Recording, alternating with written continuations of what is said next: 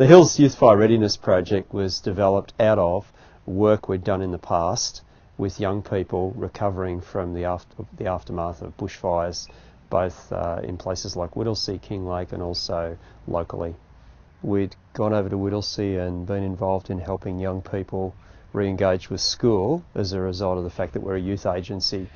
Most of us have been involved in fires up in the Dandenongs at some stage, and we wanted to actually put together a project that would help us do that. Part of what ECHO was looking at doing was instilling in our local young people a pro-fire safety attitude, an understanding of their local risks, and probably most importantly the ability to carry that understanding through a range of different environments. So whether they were up here in a bushfire environment or whether they found themselves down in the city, that they would have that competency and they'd have that ability to adapt.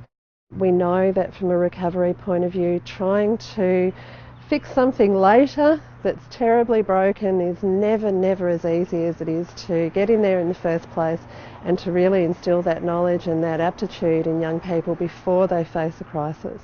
So in part it was about managing prevention, and in part it was about risk mitigation should an event actually take place. I think the time that I realised, and as a team we realised, that the project was really kicking goals and was going to make a difference and was going to be the thing that we dreamed for, was when we sat down with Fiona, who was the project coordinator, probably a month in, and she started explaining where she'd got to. She'd developed it to a point beyond what I'd thought it would be, and I could see that this was going to become a reality, and that was a sort of red letter moment, I think. That was a good moment.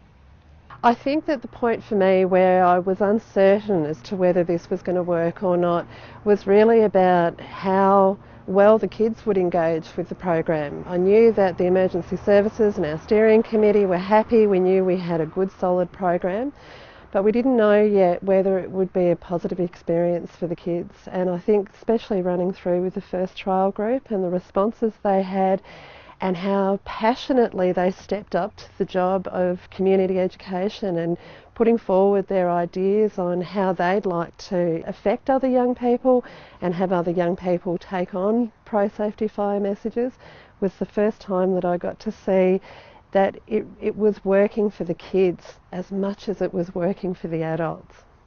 Two things made us apply for the Fire Awareness Awards. One was encouragement by local council.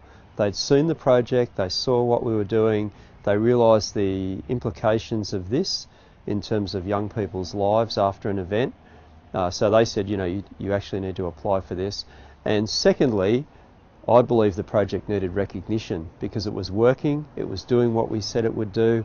I believe that other communities could benefit from it, and an award is one way of actually making sure that you get your name up in lights a little bit so that people look at what you're doing. I was looking forward through the Fire Awareness Awards opportunity to be able to give some credit back to the kids, that there were a whole group of adults that were involved in making this a success, but ultimately it was about what the students themselves had put in, and it was a fantastic opportunity to give some credit back to them. But it was also a really important opportunity to show them that emergency services really value young people. And from that perspective, it had a double-edged sword for me, that it wasn't just, gee, you did a great job. It was, gee, you're important and you must be important, or emergency services wouldn't be giving you an award. Since winning the award, I think two things have happened to the project. Firstly, we're looking at getting it audited and taking it to the next level in terms of research, and that's been done by the coordinator on a voluntary basis and working with people who are experts in that area. But secondly, it plays into a bigger project that we've got, which is an emergency management project in the local community. It's helped us put some bits and pieces in place in that project for young people.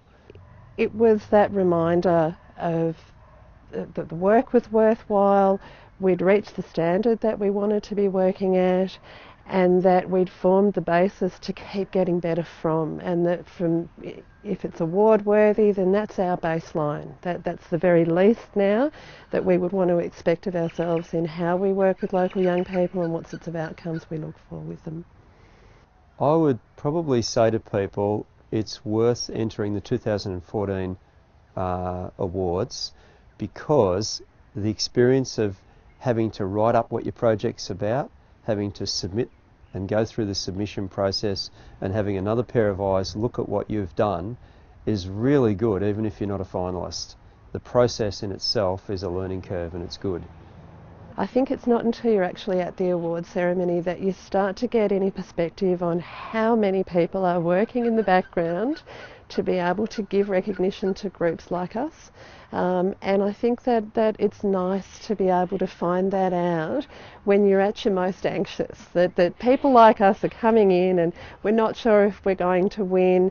And I think that the whole process is so beautifully managed that have a turn of it, get to meet that bigger world that's working behind the scenes, and allow your participants to have those moments of glory that come from an opportunity like this.